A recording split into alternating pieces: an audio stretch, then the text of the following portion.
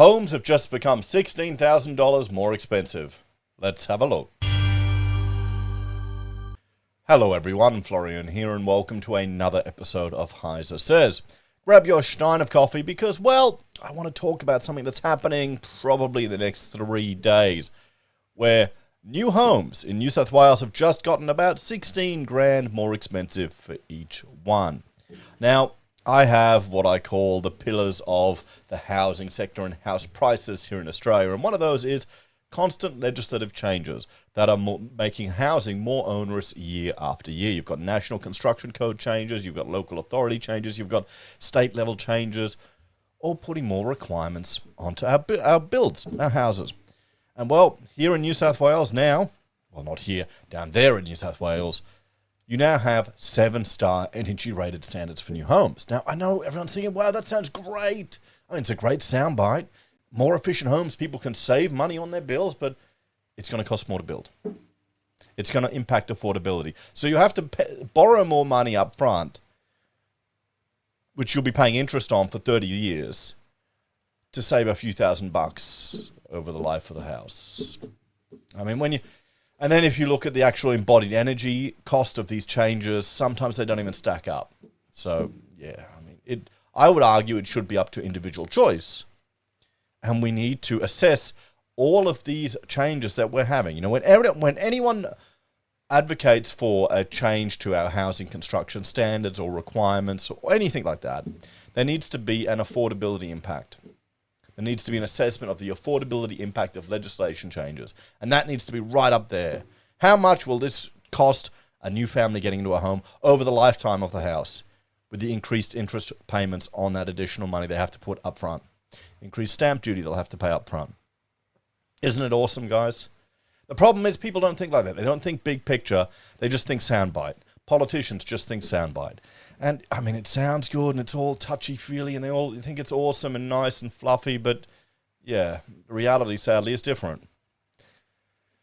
So, I mean, my solution to making houses more energy efficient, just get rid of air conditioning entirely. You know, but you all think I'm nuts. You know, all the viewers think air conditioning's like not a luxury item. But we can save that debate for another video. So, New South Wales introduces, and this is from the energyexperts.com.au, introduces 7-star energy rating standards for new homes. Finally, New South Wales is getting tougher on energy standards. There's a bit of a bias in this article. From October 2023, all new homes built costing more than how the hell can a home cost less than 50 grand? Must have a 7-star energy rating under the state's Building Sustainability Index, up from 5.5 stars. Now this software, it's a funny thing. I remember seeing it back in my uni days, how you could trick it and twig it. I'm sure it's much better than it is now, but it's a model, a representation, and a guesstimate of what the energy of compared to a typical design is. And I haven't looked at it in a while, but I just know that's a cost. Just getting that assessment done on every project is a cost that previous generations didn't have to bear. Okay, so how much power could you have bought with that? A higher energy rating aims to slash greenhouse gas emissions from new residential dwellings by a further 7 to 11%. This is in a bid to meet Australia's goal to achieve zero carbon-ready buildings by 2050. Okay, now this is putting more cost on consumers, on people trying to buy a home in Australia, to meet greenhouse gas emission reduction targets. Now, here's a quote. Here's a quote from Finkel, our chief scientist. Oh, look at that. Well, anyway, you can read it in front of me. If the world was to reduce its carbon emissions by 1.3%, what impact would that have on CO2 climate change in the world? In its response, it would be virtually nothing. And the reason he was asked about that 1.3%, and I'm going to find that quote. Hang on, let me just bear with me, guys, so I can edit something here. The reason we bring up that quote is purely because that 1.3% is is what Australia produces, guys. We produce 1.3%. That is our impact. Now, I know people like to blame us for much more because we're an exporting country, but what people do with our coal isn't our responsibility. Okay? So we're not going to make any difference on a global scale, and people will argue they essentially want a virtue signal, and that's why they want to have these interventions. And that's fine if you are making that argument, but you have to understand that there is a cost, and that's here. It's manifesting in an increased cost of living for the average Aussie, for the average person trying to get in a home. So if you want to take these strict environmental stances that will have no impact, no real impact other than virtual signaling, that's not me making up stuff, that's reality. It's going to be futile. If you don't believe it, look at the amount of, well, two reasons. Watch some of Thunderfoot's recent videos about how much carbon dioxide has been put in the atmosphere, and then look at how much fossil fuel China's burning and how much they're planning to burn. So, okay? The only impact you're going to have, other than virtue signaling and marketing and feeling good, is increasing the burden on people trying to get a home.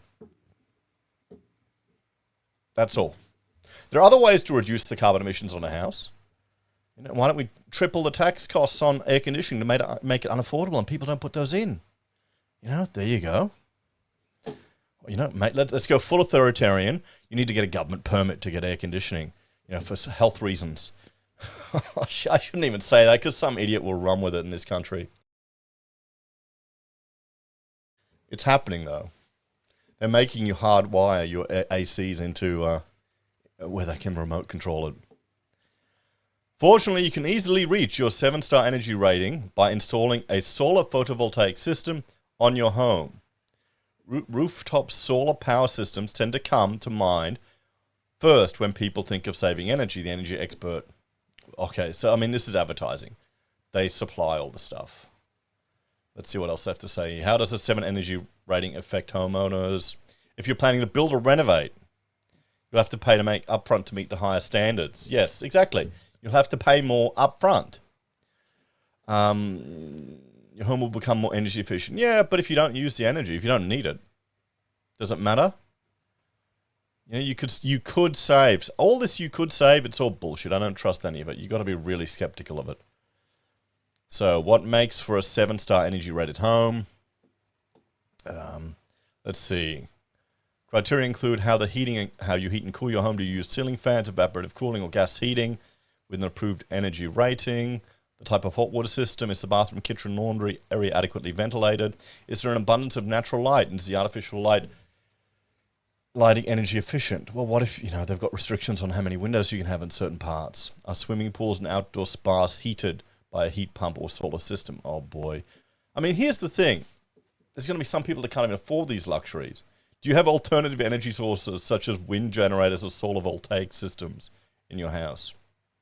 So there we go. So let's have a look at, I mean, these guys obviously, good on them. They've got a business. They need to plug the stuff. Fantastic. Good luck.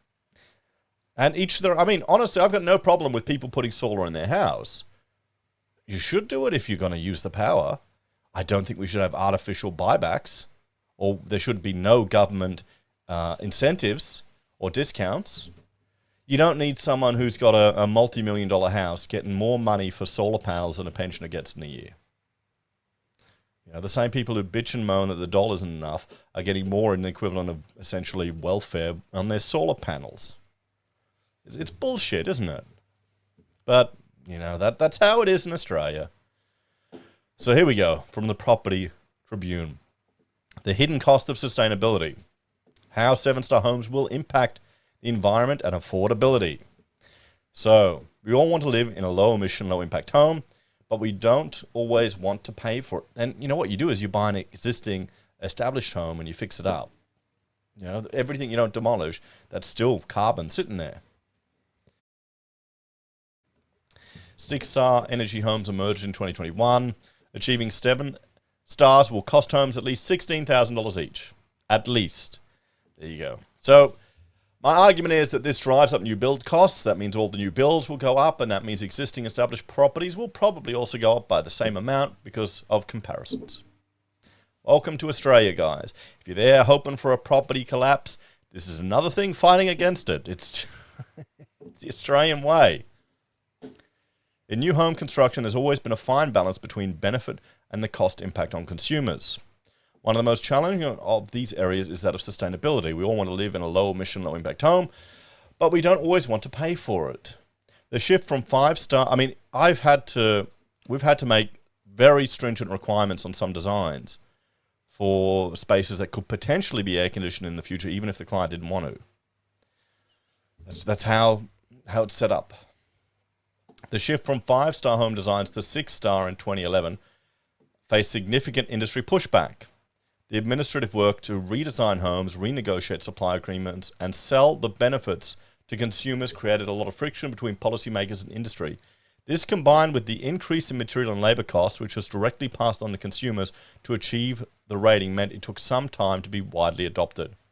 Energy assessors will tell you that each increase in star is exponentially harder to achieve than the last. This is the argument industry lobbyists are putting to the government now as they steamroll their way towards 7-star sustainability. I mean, we were taught at university about a lot of passive environmental management features and designs, particularly in Queensland. You want a house that can open up on both sides, natural ventilation through. You want to have an airy house. So you don't need a lot of these things. You have a ceiling fan and stuff, but sometimes they just want you to close it all up like an air-conditioned box. I wonder what the social impact of that is. How many of you can never see your neighbours because they're always inside their AC boxes? But aside from a clever campaign slogan, what will the flow-on effects of this policy look like? Cost to the customers. The actual hard cost of achieving 7-star will be on average $16,000 per home. With affordability more of an issue than ever for new home buyers, this additional cost will push some of them out of the new home market and keep them renting. Payback will never happen for homeowners. Are you kidding? While Sustainability Victoria offers no guide as to the reduction in consumer electricity bills, even at an aggressive 20% saving on running costs per annum, it will never return the investment of the initial capital outlay for the homeowner. This, I remember at uni, I looked at embodied energy and insulation and the payback period, and it didn't stack up. So that's when I started questioning everything we were being fed. I mean, I studied architecture, everyone. We are fed so much greenwashing, and there's so many hardcore lefties in my profession. It's a little embarrassing. So I was shocked at how many of the lecturers were left-wing. Because I thought, this is how naive I was, everyone. I thought to be a lecturer, you'd have to be educated and intelligent and realize the free market is the optimal solution. Yeah, I was naive, okay? So, we can't look at sustainable home design in isolation. Achieving 7-star outcomes requires additional building materials which need to be produced in factories that emit pollution, from raw materials that need to be sourced and refined. You need to look at these things cradle to cradle. I'm working with one client that's looking at they've got a product and they're looking at completely reusing them. I'm saying you need to push the cradle to cradle aspect of it. These additional building materials need to be transported to site, which uses more fuel and creates more carbon emissions. It's conservatively expected that the first year rollout of 7-star construction will bring forward 2 years of emissions across the state. So is a more sustainable future unachievable? Absolutely not. Atlantison's co-founder... Oh, yeah, come on. Yeah, whatever. I'm not even going to read his stuff. I mean, forget about him. He's wanting to wire solar power across the oceans. If you want to reduce carbon, just produce nuclear power in Australia. So let's have a chat about this one, guys. I mean, this is the harsh reality of this. It's going to drive up costs for people. Now, if people want to... What would happen in the past, okay? You buy a cheap little shitty starter house as a young couple. 2-bedder. I don't think they even have them anymore. A little 2-bedder house, you'd extend on it. You put the carport on. Maybe you get another bedroom when you have another kid. And you grow the house. My father did a lot of business in Victoria, building extensions for people as their family grew. Adding solar power is something that you can do. But you're forcing people to do it at the beginning, at their first step, when they're just trying to get a foot in the door. You're making it more expensive. And the problem is, it's the younger people that are bitching and moaning that they can't afford to get into housing that are the ones pushing for these type of things. I bet you they're going to be stupid enough to vote in a death tax just when they're on the verge to actually inherit things. So, I mean, here you go, everyone. Evidence of what I've been talking about for some time. Legislation driving up construction costs. Is it worth it? I would argue it should be the individual's choice. The state shouldn't intervene here. Environmentally, the benefit is going to be negligible. What do you think? Anyway, let me know your thoughts and opinions on this one in the comments below. Check out Heise a bit more, Heise does. And if you're a fan and want to support us, you can on YouTube or Patreon. Use our referral links, buy a Pocket Squares, or call me if you need an architect. Take care, everyone. Have a great day. I'll see you next time. Bye for now.